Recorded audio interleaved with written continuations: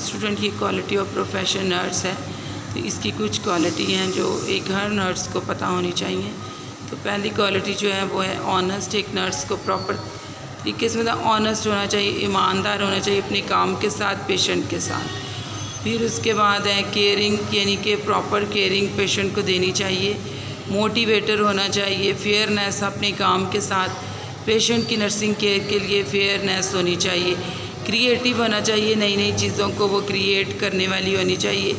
Confidence उसमें अच्छा होना चाहिए कि जो भी काम करे कॉन्फिडेंस के साथ करे। काइंडनेस होनी चाहिए, हमदर्दी, मोहब्बत पेशेंट्स के साथ और अपने स्टाफ के साथ। काइंडनेस होनी चाहिए, अलर्टनेस होनी चाहिए कि अलर्ट रहे, किसी भी काम के लिए हर वक्त तैयार रहना चाहिए। इंडिपेंडेंट तौर पर उसको काम करने की क्वालिटी उसमें होनी चाहिए कि इंडिपेंडेंट काम कर सके।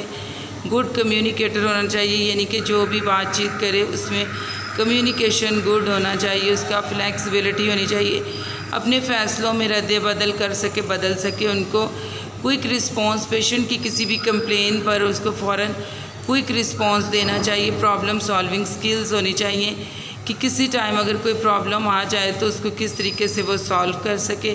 रिस्पेक्ट अदर का मतलब ये है कि दूसरों की रिस्पेक्ट, यानी पेशेंट की रिस्पेक्ट, अटेंडेंट्स की रिस्पेक्ट और अपने कोलीग्स की रिस्पेक्ट, जूनियर्स के साथ अच्छे रिस्पेक्टफुल तरीके से बात करनी चाहिए। और फिर टाइम मैनेजमेंट, जितना टाइम है उस टाइम में रहते हुए अपना काम करे।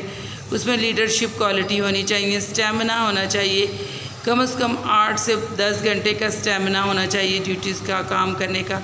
इमेजिनेशन होनी चाहिए कि वो क्या, इमेजिनेशन का मतलब ये कि अच्छी चीज़ों को अपने दिमाग में इमेजिन करे कि पेशेंट की नर्सिंग केयर के मतलब, अपने वार्ड मैनेजमेंट के मतलब, ताकि वो उन चीज़ों को अच्छे से इमेज एक बनाकर उसके मुताबिक अपना काम कर सके।